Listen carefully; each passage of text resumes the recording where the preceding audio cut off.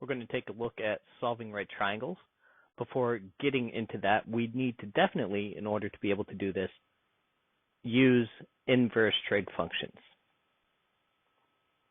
So in order to do that, we're going to need our calculator, and we need to realize that we're going to use inverses to find the angle. So here I have sine x equals 0.531, and what I want to know is, well, what is this? What is x? And I can't just separate these two without a reason. So what I'm actually doing when I type this on my calculator is I'm doing inverse sine 0.531. So I'll go ahead and bring out my calculator, and let's see. I'll delete all this other stuff, and let's take a look. Inverse sine. So second key or shift key on your calculator, 0.531. You want to make sure you're in the right mode. In this case, I want to be in degree mode, but the same thing applies if you're in radian mode. I'm going to get approximately 32 degrees right here. The same thing right here for cosine. So I would do inverse cosine of negative 0.45. So I'll type that into the calculator and see what I get. 117 it looks like. Now these two are going to be tricky because they're reciprocal functions. So what I mean by that is we need to remember that cosecant is the reciprocal of sine. And likewise, sine is the reciprocal of cosecant. So they flip them, and we did earlier in the year, if we did, like if I gave you sine x equals 4/5, you should know then that cosecant is 5/4. Well, how am I going to do this then? Well, I'm actually going to change this to sine. And since I changed that to sine, I'm going to have to write the reciprocal of 1.37. And in order to do that, I'm actually just going to do 1 divided by 1.37. So I'll go to my calculator and I'll do that. 1 divided by 1.37. That'll give me a decimal. Now I'm actually just going to use that decimal here in a minute anyway, but it looks like 0.73 after I round. And I'm going to inverse sine that.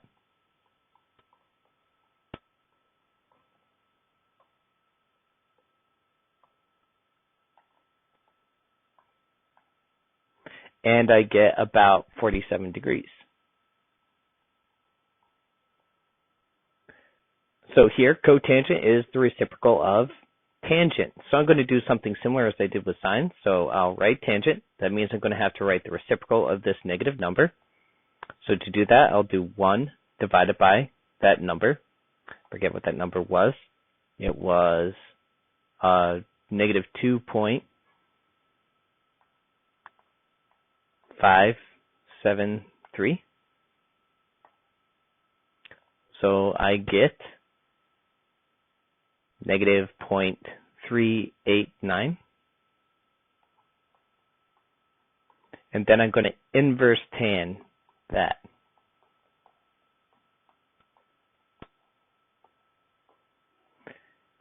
We'll see what I get.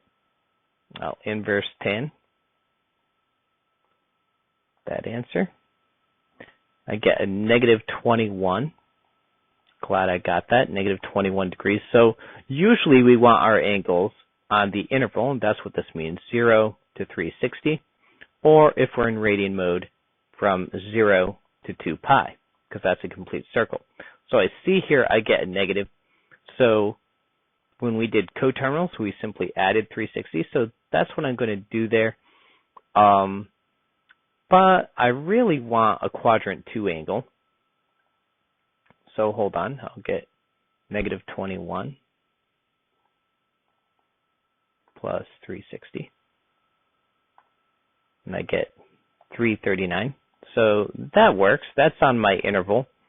But there's even a better answer. So if I think about tangent, negative 21 is down here.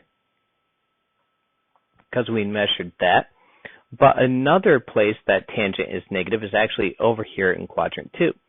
So if I use my 21-degree angle as a reference, then this angle right here would be 180 minus the 21, giving me 159, which is actually a much better answer. In any case, any of these three are what we're looking for right there. All right, now that we've done that, we're almost ready to solve some right triangles. But let's see if we can remember how we solve when we have the ratios. Since we just talked about doing the angles, what if I have the ratios? So here I want to find all of the trig ratios if, and I'm going to assume we are in quadrant 1, meaning we have an acute angle. So I'm just going to draw my triangle, and I'm going to label angle A. That'll be right here. And cosine is adjacent over hypotenuse. So as I put my angle A right here, the adjacent side is right here. This is the opposite side, and this is the hypotenuse. So this is 3, and this is 7. Now, it's obviously not drawn to scale, but it doesn't matter. So I'm going to need this opposite side in order to find the other 5 trig ratios. I have the first one here, cosine. But in order to find sine, I'm going to need to know the opposite side, because sine is opposite over hypotenuse. So in order to get this, I'm going to do Pythagorean's theorem. Pythagorean's theorem is a squared plus b squared equals c squared, but now these letters don't really matter. These are the legs, and this is the hypotenuse. So we don't want to get confused when we have these letters in our triangles, because we'll get like DEF or XYZ or something. So it's just important to realize A and B are the legs. So this, I don't know what it is, this opposite side, so I'll just call it question mark. So question mark squared plus 3 squared equals 7 squared. So question mark squared plus 9 equals 49. I'll subtract the 9. And question mark squared equals 40. So I'm going to square root that, and the question mark is square root 40. Now, as Algebra 2 students, we should be able to simplify that to 4 times 10 and take the square root of that, so 2 root 10. So this opposite side is 2 root 10. All right, so sine is going to be 2 root 10 over 7, which means cosecant, I flip that around, 7 over 2 root 10. Now we should rationalize, so I'm going to multiply top and bottom by root 10 to rationalize. That'll give me 7 root 10 all over 20, because 10 times 10 is 100, and square root of 100 is 10. All right, so that gives me cosecant. Now I need tangent. So I'm running out of space here. But tangent of A is going to be opposite over adjacent. So that's going to be 2 root 10 over 7. Got that, got that, got that. So I need 2 more. Well, if I know cosine is 3 over 7, that means secant is 7 over 3. Sorry, it's getting really sloppy right here. So cotangent, we'll do it over here. Cotangent is going to be tangent flipped. So that's going to be 7 over 2 root 10. Or 7 over, where did I get this from? Someone should have yelled at me. This should be a 3, because tangent is opposite over adjacent. So this should be a 3 right here. My mistake. And again, we should rationalize. So we'll get 3 root 10 over 20. Okay, cotan is 11 over 6.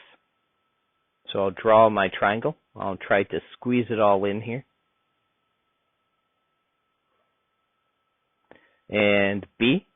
So it doesn't matter where I put my angle. I'm just going to be consistent and put it on the left right here. So cotangent is 11 over 6. So cotangent would be adjacent over opposite because it's tangent flipped. So this is 11, or sorry, this is 11 and this is 6. And now I need to do Pythagorean theorem to find this. Now this is the hypotenuse, so 11 squared plus 6 squared will equal question mark squared, the thing I don't know. Use my calculator to help me, so I'll have 11 squared plus 6 squared, and that's going to be square root of 157. Let's see if that simplifies. Nope. Okay, so square root 157. All right, so getting tangent from that's going to be easy. So tangent of B, flip that, 6 over 11. Sine of B is opposite over hypotenuse, so 6 over root 157. I'm going to have to rationalize that. So I get 6 root 157 all over 157 after rationalizing. Cosine of B is going to be 11 over root 157. So I'm going to flip that, or rationalize that. So 11 root 157 all over 157. I didn't do cosecant or secant. So cosecant is the sign flipped. So I'm going to flip this around. I won't flip that around because that's all messed up. So I'll get root 157 over 6. And secant is going to be cosine flipped. So that's going to be root 157 over 11. Boy, that's a big mess there. All right, so now we're finally ready to go ahead and solve some right triangles. So I've set up 3 right here, and I see that in this one, I'm given an angle, and this is opposite, and this is hypotenuse, so that means sine of 65, because sine is opposite over hypotenuse, is x over 15. And I can go ahead and put sine 65 in my calculator. I'm going to multiply by 15 though, so I can do it all at once. So I have 15 sine 65, and I get 13.6, whatever our units are. On this next one, here's my angle, and this is adjacent, this is hypotenuse, and this is opposite. Opposite is always across from my angle. So that means this is the adjacent side, so cosine of 50 equals x over 18. I'll put cosine 50 in my calculator. Want to keep several decimal places, 0.6427, so 0.643 equals x over 18. And I'll multiply by 18. Notice I'm just, hopefully you can see on my calculator, I'm just keeping this and doing the work, so I spared myself some rounding error, so about 11.6. So that's good. And this one, tangent, why? Because this is opposite and this is adjacent. So tangent of 20 equals 9 over x. Now notice this time x is on the bottom. So tangent 20, put that in the calculator. Get 0.364.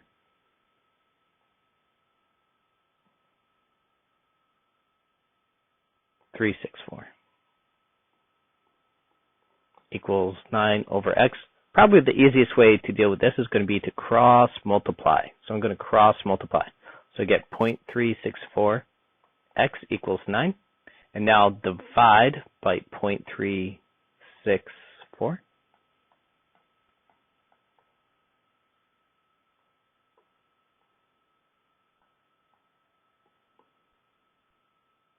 And get about 24.7.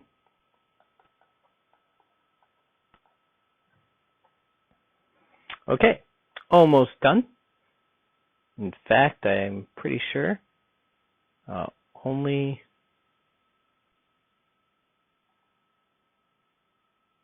we just did that last one. All right, so this time, this is why we needed to do the inverses. So I have opposite over adjacent. So I have sine of x, or no, opposite over adjacent, tangent of x equals 8 over 4. That's just 2, but I don't really need to reduce because I'm about to inverse it anyway. So I'll do inverse tan, and that will give me an angle. So no, anytime we want an angle, we're going to do an inverse. So we have 63.4 degrees. That's good. This one, opposites over here. Adjacent's right here, hypotenuse. So this is cosine. So cosine x equals 5 over 12. So I'm going to inverse cosine.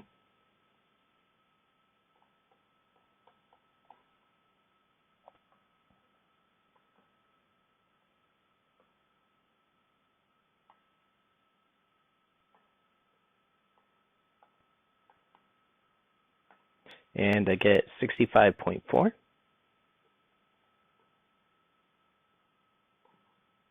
All around 60. All right, and the last one. This is opposite, hypotenuse, adjacent. See, opposites across. Hypotenuse is opposite the right angle. So we have sine this time of x equals 20 over 32. And anytime we're getting an angle, we're going to use an inverse.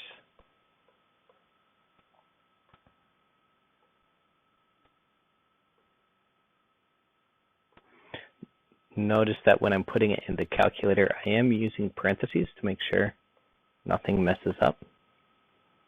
38.7. All right, so that wraps up this lesson.